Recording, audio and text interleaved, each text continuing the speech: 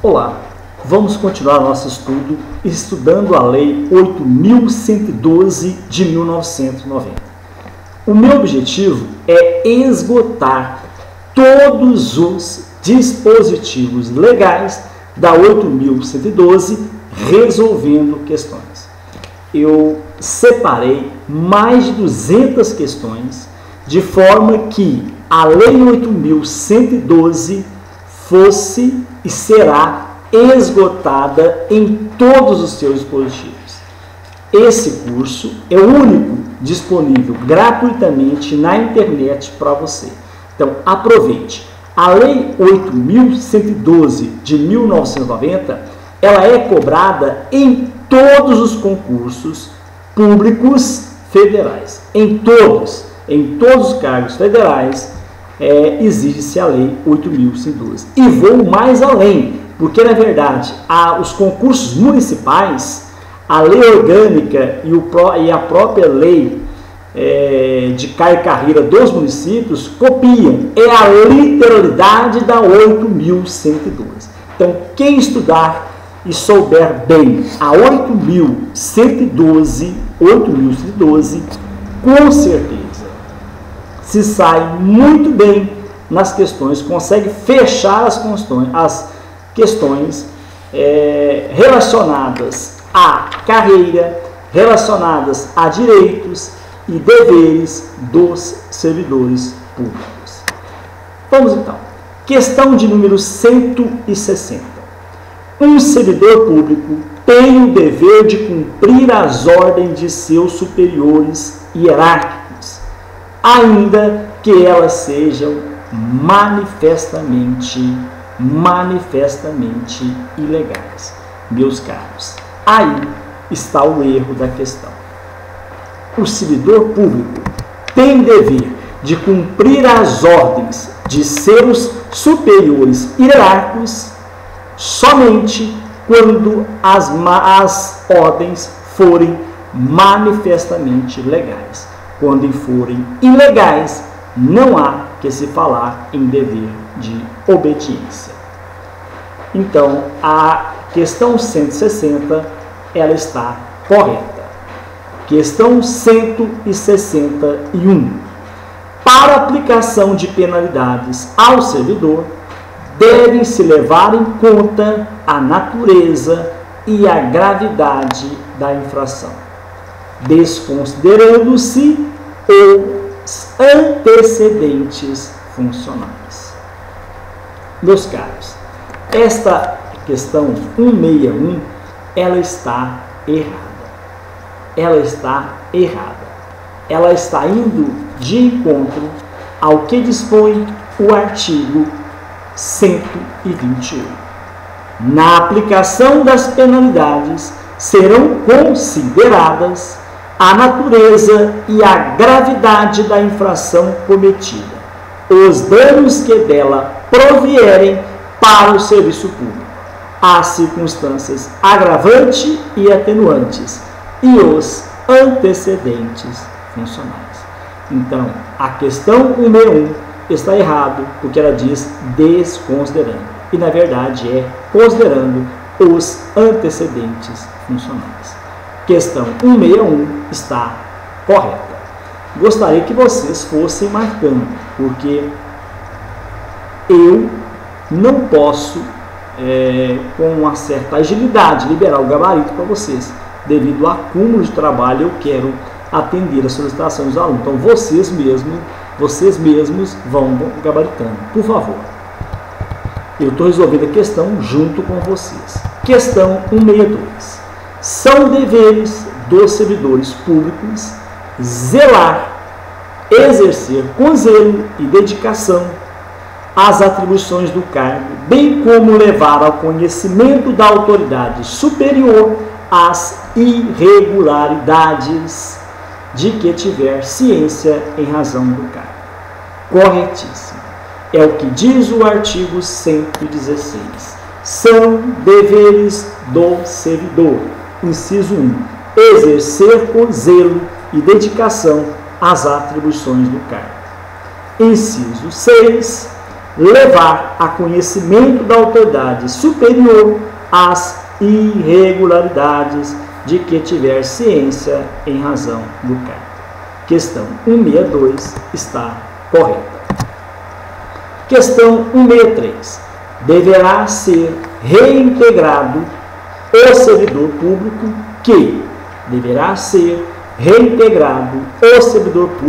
que ao sofrer limitação em sua capacidade de trabalho, torne-se inapto para o cargo que ocupa, mas possa ainda exercer outro cargo para o qual a limitação sofrida não o inabilite. Meus caros, esse não é o conceito de reintegração. O artigo 24 diz o seguinte: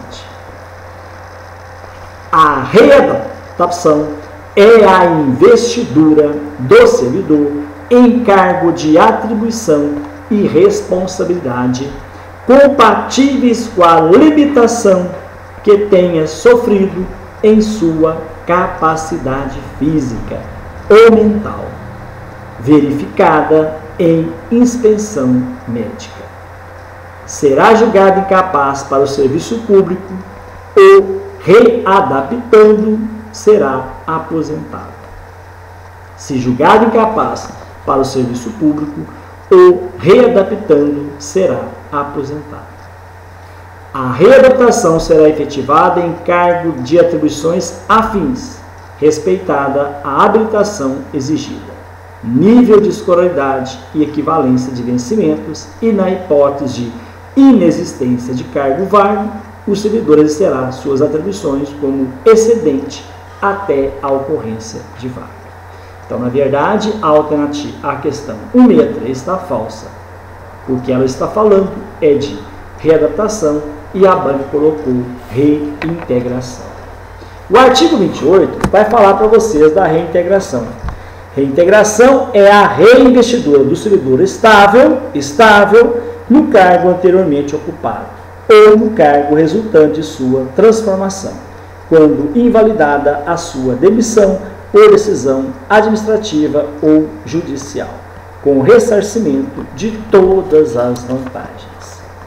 Na hipótese de o cargo ter sido extinto, o servidor ficará em disponibilidade. Encontrando-se provido o cargo, o seu eventual ocupante será reconduzido ao cargo de origem, sem direito à indenização, ou aproveitado em outro cargo ou ainda posto em disponibilidade. Questão 164. Deverá ser reconduzido o servidor aposentado por invalidez permanente que tiver declaradas insubsistentes por junta médica as causas que determinaram a sua aposentadoria. Meus caros, isso não é caso de recondução, isso é caso de reversão.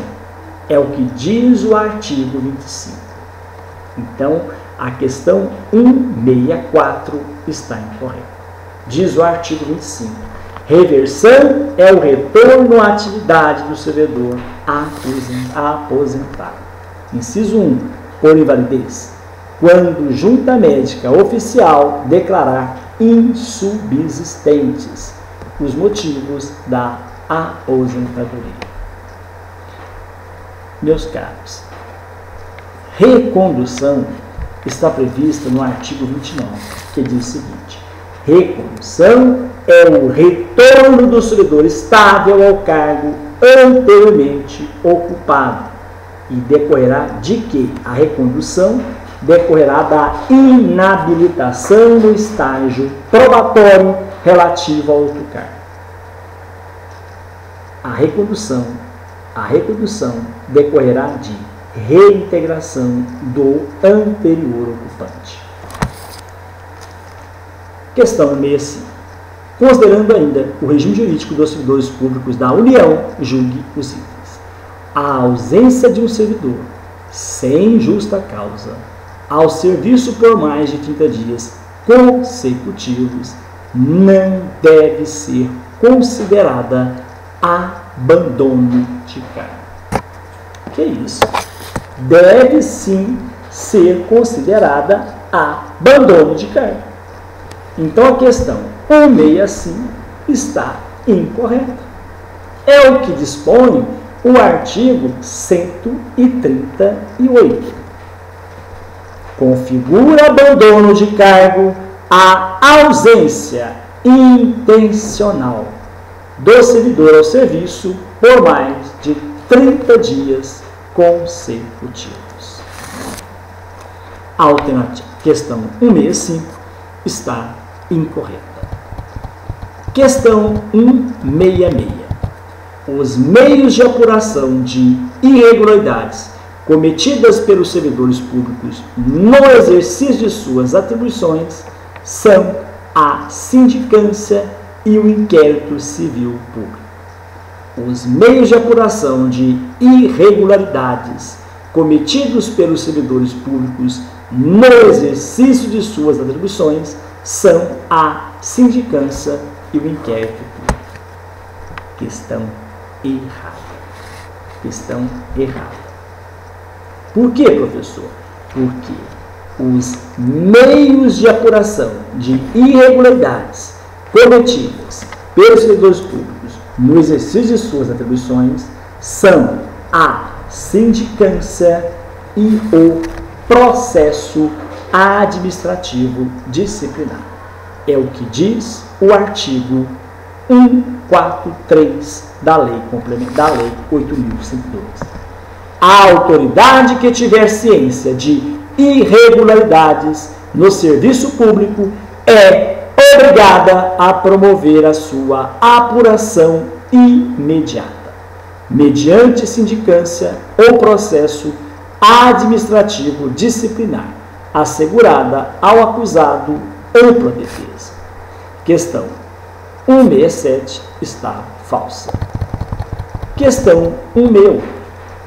Sanções civis, penais e administrativas aplicadas a servidores públicos jamais podem cumular-se.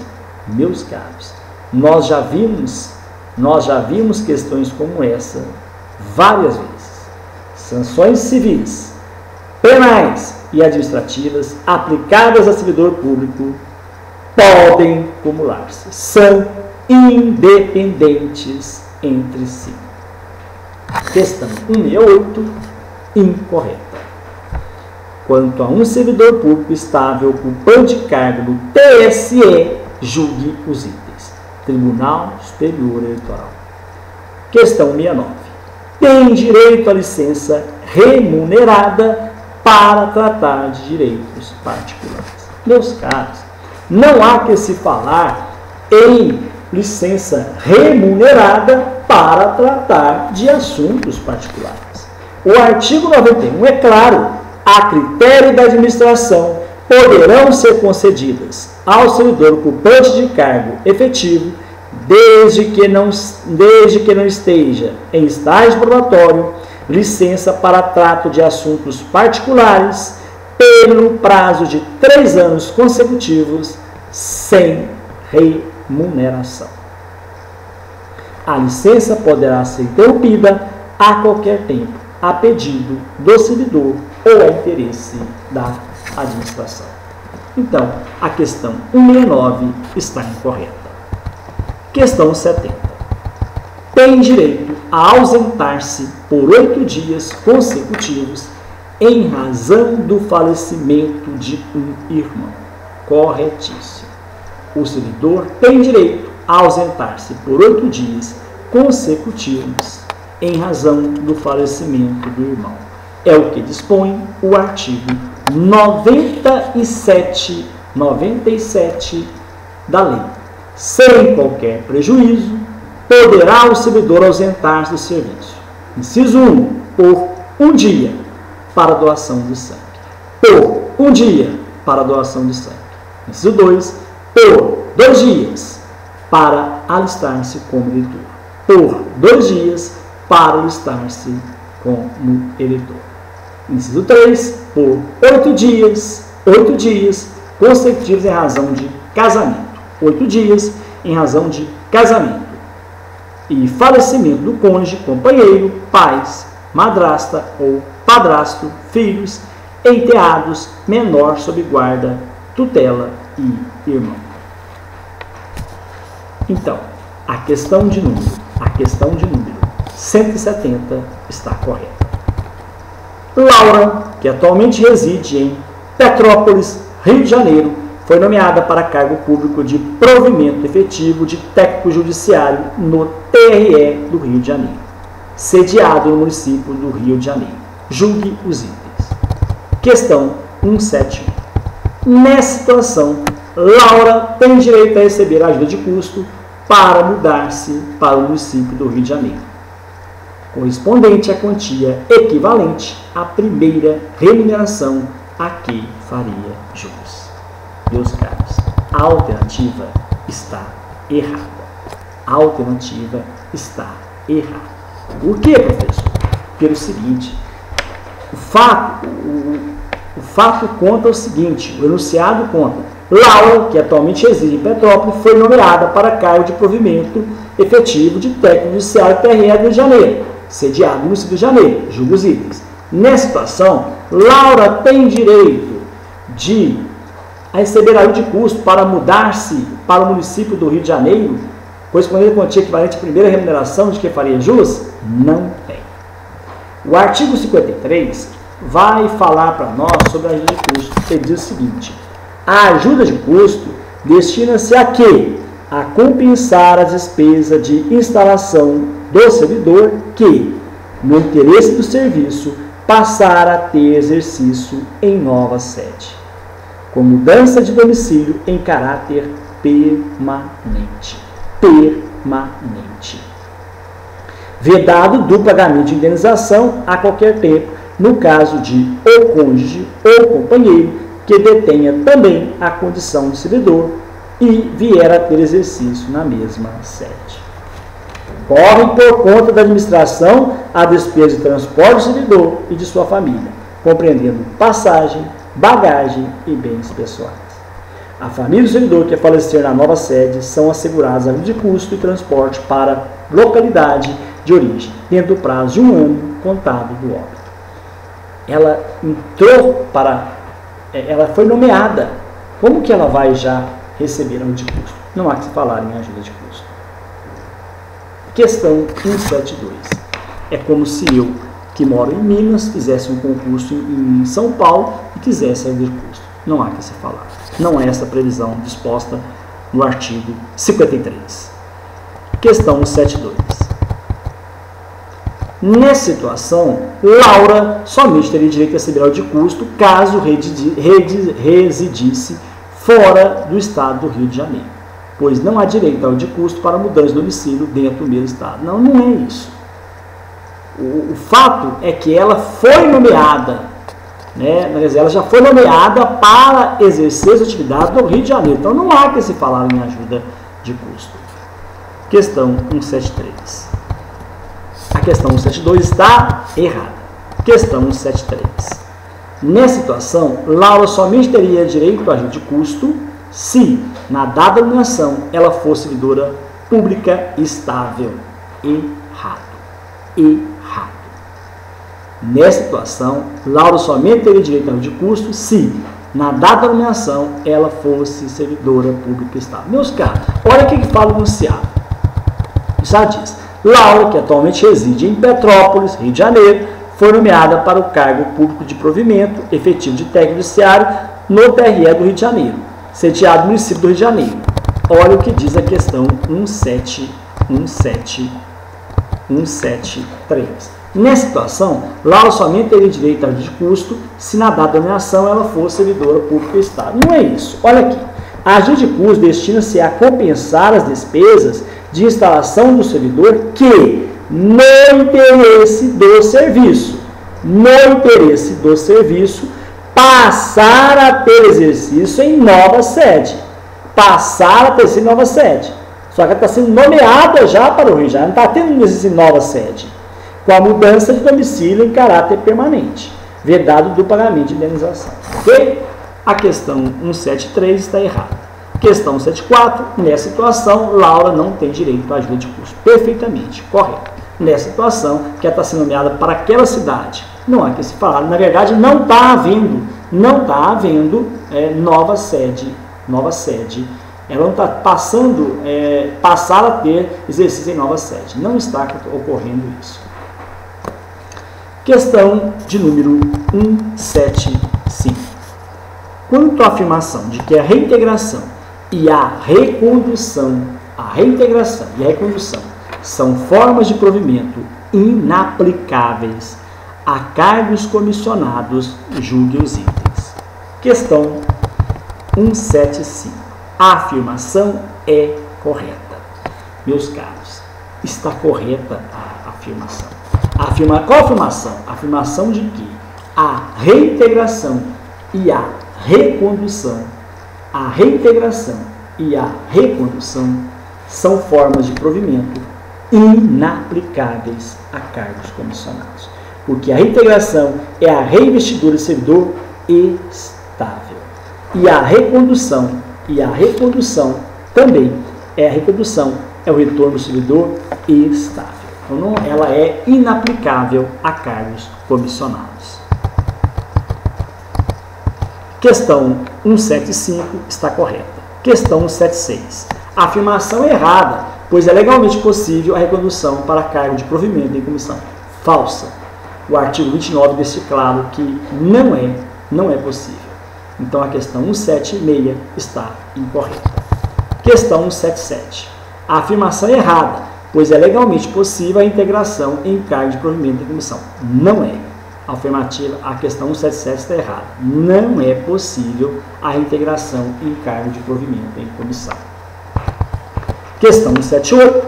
A afirmação é errada, pois essas formas de provimento não mais são previstas na legislação brasileira. Lógico que é, gente. Está claro aqui, ó. O caso está no artigo 29 e 28. Remoção e reintegração. Então, a questão 178 está errada. Em relação aos servidores públicos, julgue os itens a seguir. Em relação aos servidores públicos, julgue os itens a seguir. Questão 179. O servidor público nomeado para o exercício de cargo efetivo, em virtude de concurso público, adquire estabilidade após 3 anos de provimento do cargo. Corretíssimo. É isso mesmo, 3 anos. É o que diz o artigo 21 da Lei 8.102. O servidor habilitado em concurso público e empossado em cargo de provimento efetivo adquirirá estabilidade no serviço público ao completar 3 anos de efetivo exercício. 3 anos de efetivo exercício. O servidor do Estado só perderá o cargo em virtude de sentença judicial transitada em julgado ou processo administrativo disciplinar no qual lhe seja assegurada ampla defesa. Questão 179, corretíssima. Questão 180. A Constituição Federal de 1988 contém norma auto-aplicável para assegurar o direito de greve aos servidores civis. Correto ou errada? Errada, gente. Norma auto-aplicável? Olha o que diz o artigo 37, inciso 7 da Constituição Federal. Ele diz o seguinte. Deixa eu atualizar aqui. Artigo 37, inciso 7. O direito de greve será exercido nos termos e nos limites definidos em lei específica. Então, não contém norma auto-aplicável. A questão 180 está incorreta. Julgue os itens subsequentes acerca do regime disciplinar dos servidores públicos. Questão 181. O servidor público submetido a processo administrativo disciplinar não se aplica o princípio do contraditório. Errada. Aplica sim, caros colegas, o contraditório e a ampla defesa. É o que diz o artigo 143. Ao servidor público submetido a processo disciplinar é aplicado o princípio do contraditório. Artigo 143. A autoridade que tiver ciência de irregularidades ao serviço público é obrigada a promover a sua apuração imediata, mediante indicância ou processo administrativo disciplinar, assegurado ao acusado ampla defesa. Parágrafo 3º. A apuração de que trata o caput, por solicitação da autoridade a que se refere, poderá ser promovida por autoridade, órgão ou entidade diverso daquele em que tenha ocorrido a irregularidade, mediante competência específica para tal finalidade, delegada em caráter permanente ou temporário pelo Presidente da República, pelos presidentes das Casas do Poder Legislativo e dos Tribunais Federais e pelo Procurador-Geral da República, no âmbito do respectivo poder, órgão ou entidade, preservadas as competências para o julgamento a que se seguir a apuração. Artigo 144. As denúncias sobre irregularidades serão objeto de apuração, desde que contenham a identificação e o endereço do denunciante. Não podem ser anônimas e sejam formuladas por escrito. Não podem ser verbal, confirmada a autenticidade. Quando o fato narrado não configurar evidente infração disciplinar ou ilícito penal, a denúncia será arquivada por falta de objeto. Questão 181 está incorreta. Questão 182. Advertência, suspensão e demissão são modalidades de penalidades administrativas aplicáveis a servidores públicos em caso de cometimento de falta funcional. Corretíssimo. A advertência, suspensão, demissão, nós temos a cassação de aposentadoria ou disponibilidade, destituição de cargo em comissão, destituição de função comissionada. Agora, advertência, suspensão e demissão são modalidades de penalidade administrativa aplicáveis a servidores em caso de cometimento de falta funcional. A questão 182 está correta. Questão 183. O processo administrativo disciplinar deve ser conduzido por comissão disciplinar composta de 3 servidores estáveis. Verdadeira ou falsa? A questão 183. Verdadeira é o que diz o artigo 148 da Lei 8.112 de 1990. O processo disciplinar é instrumento destinado a apurar responsabilidade do servidor por infração praticada no exercício de suas atribuições, ou que tenha relação com as atribuições do cargo em que se encontre investido. Artigo 149. O processo disciplinar será conduzido por comissão composta de 3 servidores estáveis designados pela autoridade competente, observado o disposto no parágrafo 3º do artigo 143. Que indicará dentre eles, o seu presidente, que deverá ser ocupante de cargo efetivo superior, o de mesmo nível, ou ter nível de escolaridade igual ou superior ao do indicado, ao indiciado. Parágrafo 1º do 149, a comissão terá como secretário o servidor designado pelo seu presidente, podendo a indicação recair em um dos seus membros. Parágrafo 2º. Não poderá participar da comissão de sindicância ou de inquérito, cônjuge, companheiro ou parente do acusado, consanguíneo afim, em linha reta ou colateral até o 3º grau. Questão 183, correta. Questão 184. A finalidade do processo administrativo disciplinar é não só apurar infrações administrativas, mas também oferecer oportunidade de defesa ao servidor acusado. Correto?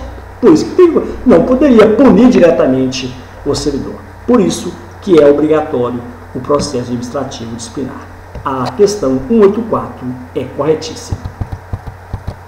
Acerca de regras gerais do regime jurídico dos servidores públicos civis da União, julgue os itens. Questão 185. As normas sobre provimento e nomeação, entre outras, consagra o princípio democrático de recrutar e selecionar pessoal para cargos públicos, em regra, mediante concurso público. Corretíssimo. É o que diz o artigo 11 corretíssimo da Lei 8.112.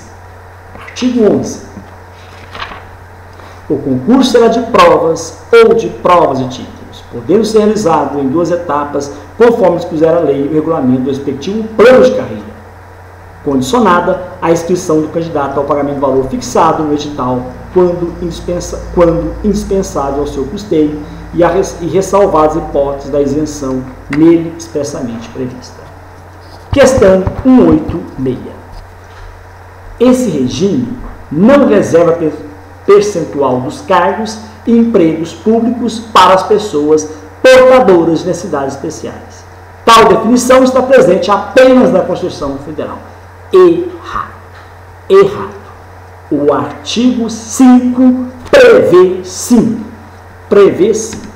Basta você verificar o artigo 5, parágrafo 2º, que fala: serão reservadas até 20% das vagas oferecidas no concurso público.